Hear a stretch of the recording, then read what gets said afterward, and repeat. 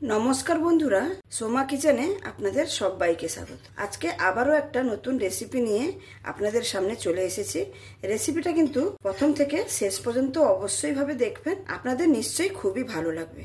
আর ভালো লাগলে like, share, comment এবং সাবস্ক্রাইব করে আমার পাশে থাকবেন। আজকে আমি বানিয়ে দেখাবো আলু, পটল ও সয়াবিন দিয়ে পূর্ণভাবে নিরামিষ একটা রেসিপি বানিয়ে দেখাবো, যেটা আপনারা অষ্টমী বা ষষ্ঠীর দিনগুলোতে বানিয়ে বাড়িতে খেতে পারেন। সবাই কিন্তু সত্যি খুবই খুশি হয়ে যাবে এইরকম একটা রেসিপি থাকলে। আর অষ্টমী আর ষষ্ঠীতে তো আমরা সবাই বার মতো করে থাকি, ভাত খাই না, রুটি পরোটার সঙ্গে হোক, দারুণ লাগবে খেতে। তাহলে আমার এই রেসিপিটা প্রথম থেকে শেষ পর্যন্ত দেখুন, আপনাদের খুবই ভালো লাগবে। তাহলে চলুন রেসিপিটা দেখে নেওয়া যায়। নিরামিষ আলু, পটল আর সোয়াবিনের রেসিপিটার জন্য দেখুন এখানে আমি আলুগুলোকে এরকম চৌকো চৌকো করে কেটে নিয়েছি, আর সোয়াবিনও জলে ভিজিয়ে রেখেছি। আর এখানে পটলগুলোকে আমি এরকম খোসা ছাড়িয়ে নিয়েছি, একটু রেখে রেখে এরকম ভাবে খোসা ছাড়িয়ে নিয়েছি। এবার পটলগুলোকে কেটে নেব।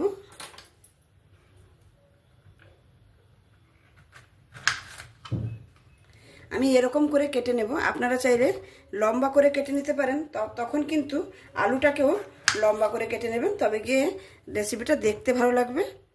আমি পটলগুলোকে এরকম, যেহেতু আলুটা আমি চৌকো করে কেটেছি, তাই জন্য পটলটাকে এরকমভাবে কেটে নিচ্ছি। এই নিরামিষের দিনগুলোতে এইরকম রেসিপি থাকলে কিন্তু সত্যি খাওয়াটা জমে যাবে। আর বিশেষ করে আমাদের পুজোতে, এই অষ্টমী বা ষষ্ঠীতে সবাই আমরা নিরামিষ খেয়ে থাকি। এরকম রান্নাগুলো করে থাকলে সবাই কিন্তু পছন্দ করবে, লুচি পরোটার সঙ্গে হোক বা এমনি যে কোনো রাইসের সঙ্গে হোক। আমার এখানে দেখুন সমস্ত আলু, পটল কাটা হয়ে গেছে, আর সোয়াবিনটাও আমি ভিজিয়ে রেখেছি, সোয়াবিনটাও ভিজে গেছে। কাটাকাটি তো সবকিছু হয়ে গেল। এবার একটা মশলা করে নেব, তার জন্য একটা মিক্সারে জার নিয়ে নিচ্ছি। তাতে প্রথমে দিয়ে দেবো টমেটো। যেহেতু সম্পূর্ণ নিরামিষ রান্না, এখানে কিন্তু পেঁয়াজ রসুন তো ব্যবহারই হবে না, সেই জন্য টমেটো দিয়ে দিলাম। তার সঙ্গে দিয়ে দিলাম 4 মগজ। এখানে প্রায় 4 মগজটা আমি 1.5 চামচের মতন দিয়েছি। আর তার সঙ্গে দিয়ে দেব কিছুটা পরিমাণে পোস্ত, এখানে আমি 2 চামচের মতন দিলাম। এবার সামান্য একটু জল দিয়ে এটাকে ভালো করে মিহি পেস্ট করে নেব। মশলাটা দেখুন একদম মিহিভাবে পেস্ট করে নিয়েছি। দেখুন একদম সুন্দর মিহিভাবে পেস্ট করে নিয়েছি। এখানে আমার সমস্ত কিছু গোছানো হয়ে গেল। এবার রান্নাটা করে নেব। রান্নাটা করে নেওয়ার জন্য এখানে একটা কড়াই বসিয়ে নিয়েছি, আর তার মধ্যে আমি দিয়ে দেব তেল। প্রথমে সবজিগুলোকে সুন্দরভাবে ভেজে নেব। তেলটা সুন্দর গরম হয়ে গেছে। এবার আলু আর পটলটা একসঙ্গে ভেজে নেব।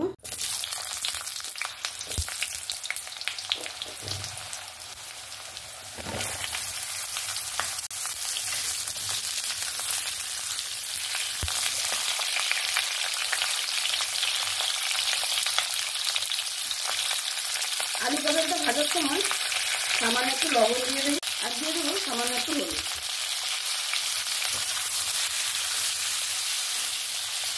এই আলু পটলটাকে একদম সুন্দর লাল লাল করে ভেজে নেব। আলু আর পটলটাকে দেখুন একদম সুন্দর লাল লাল করে ভেজে নিয়েছি। এই নিরামিষ রান্নাগুলোতে একটু সবজিটা ভেজে নিলে রেসিপিটা খেতে কিন্তু দুর্দান্ত স্বাদের লাগে। এবার আমার ভাজাটা হয়ে গেছে, আমি তুলে নিচ্ছি।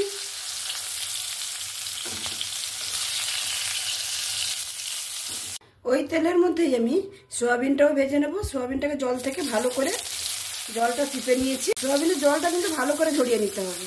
আর আপনারা চাইলে সোয়াবিনটা, আমি যেরকম ঠান্ডা জলে ভিজিয়ে সোয়াবিনটাকে করলাম, এবং আপনারা যদি চান সোয়াবিনটাকে একটু সেদ্ধ করে নিতে পারেন গরম জল দিয়ে, সেটাও কিন্তু কোনো অসুবিধা নেই।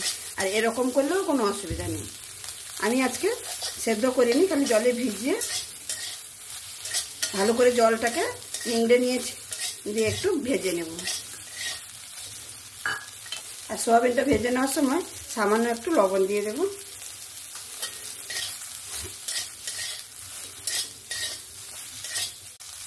সোয়াবিনটাকেও ভালো করে আমি 2 মিনিটের মতো নাড়াচাড়া করে নিয়েছি, একটু ভাজা ভাজা করে নিয়েছি। এবার সোয়াবিনটাও ভাজা হয়ে গেছে, এবং সোয়াবিনটাও তুলে নেব। ওই কড়াইতেই আমি রান্নাটা করে নেব, তার জন্য দিয়ে দেব পরিমাণ মতন তেল। তেলটা গরম হয়ে গেছে, এবার একটু ফোড়ন করে নেব। ফোড়নে দিয়ে দেবো 2 শুকনো লঙ্কা, একটু জিরে, 2 তেজপাতাকে ছিঁড়ে নিয়েছি, আর দিয়ে দেবো সামান্য একটু হিং। দিয়ে ফোড়নটাকে সুন্দরভাবে ভেজে নেব যতক্ষণ না ফোড়ন থেকে একটা সুন্দর গন্ধ বেরোবে। ফোড়নটা এখানে সুন্দরভাবে ভাজা হয়ে গেছে, সুন্দর একটা গন্ধ বেরোচ্ছে। এবার আমি বেটে রাখা মশলাটা দিয়ে দেব।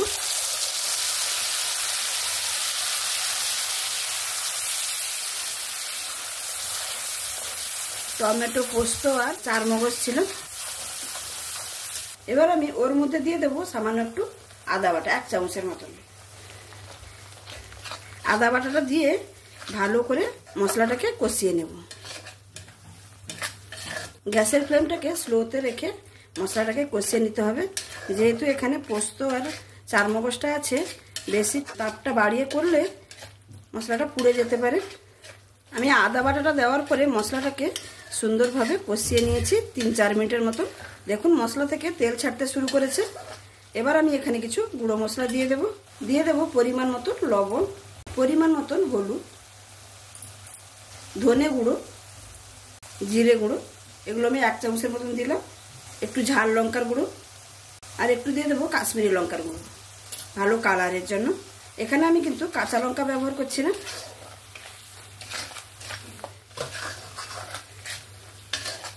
এখানে আমার সমস্ত গুঁড়ো মশলাটা দিয়ে নিয়েছি। এবার ভালো করে মশলা ধোয়া জলটা দিয়ে মশলাটাকে ভালোভাবে কষিয়ে নেব।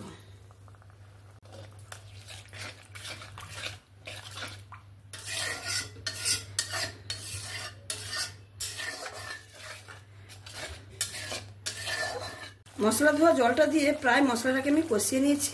এখানে আমি দিয়ে দেব ফেটানো একটু টক দই। আর টক দইটা দেওয়ার সময় গ্যাসের ফ্লেমটাকে অবশ্যই স্লোতে রাখবেন। আমি এখানে 3 চামচের মতন টক দই দিলাম, দিয়ে ভালো করে মশলার সঙ্গে মিক্স করে নেব।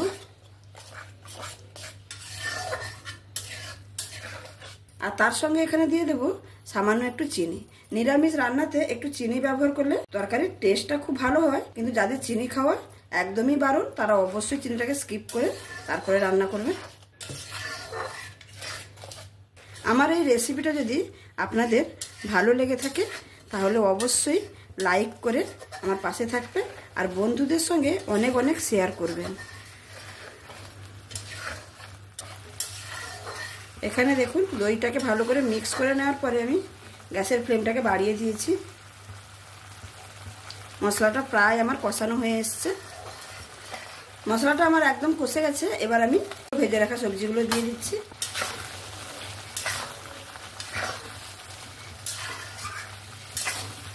এই মশলার সঙ্গে ভালো করে আলু, পটল আর সয়াবিনটাকে মিক্স করে নেব।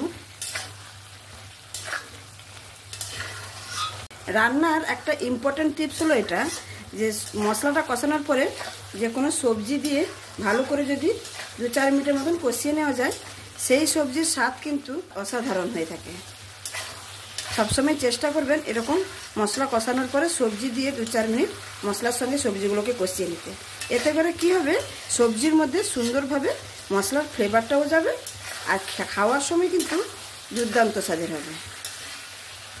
আলু, পটল আর সয়াবিনটা দিয়ে ভালো করে কষিয়ে নিয়েছি। দেখুন এখনই কতটা সুন্দর লাগছে। এবার আমি এখানে পরিমাণ মতন একটু জল দিয়ে দেব।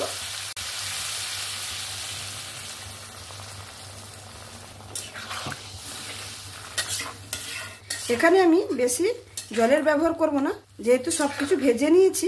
খালি আলুটা যতটুকু বাকি আছে সেদ্ধ হতে, সেই রকম আমি জলটা ব্যবহার করছি। আপনারা আপনাদের পছন্দ মতন জলটা দিয়ে দেবেন। আমি জলটা দিয়ে ভালো করে নাড়াচাড়া করে নিয়েছি। এবার একটা ঢাকনা দিয়ে আমি 10 মিনিটের মতো ঢেকে দেব। 10 মিনিটের পরে আমি ঢাকনাটা খুলে নিচ্ছি। দেখুন কত সুন্দর হয়ে গেছে রান্নাটা। আলুটাও সুন্দর সেদ্ধ হয়ে গেছে। দেখুন কত সুন্দর লাগছে দেখতে। রান্নাটা এখানে একদমই কমপ্লিট হয়ে গেছে। এবার আমি নামানোর আগে একটু গরম মশলা দিয়ে নামিয়ে নেব। আপনারা চাইলে একটু ঘিও ব্যবহার করতে পারেন, কিন্তু আমাদের বাড়িতে আমার ছেলেটা ঘি খেতে পছন্দ করে না, সেই জন্য আমি আজকে ঘি দিলাম না। আপনারা অবশ্যই ঘিটা ব্যবহার করবেন, দেখবেন আরও সুন্দর লাগবে খেতে। গরম মশলাটা দিয়ে ভালো করে একবার নাড়াচাড়া করে নিলাম। আর রান্নাটা একদম কমপ্লিট। এবার আমি পরিবেশন করে দেখাচ্ছি। তাহলে বন্ধুরা দেখতেই পেলেন আমি কিভাবে সহজ পদ্ধতিতে একদম আলু পটলের এই নিরামিষ রেসিপিটা বানিয়ে দেখালাম। দেখুন দেখতে কতটা সুন্দর হয়েছে। যে কোনো নিরামিষের দিনগুলোতে এরকমভাবে যদি বাড়িতে বানিয়ে রুটি পরোটার সঙ্গে যদি সার্ভ করা যায়, সত্যিকারে বাড়ির সবাই কিন্তু খুশি হয়ে যাবে।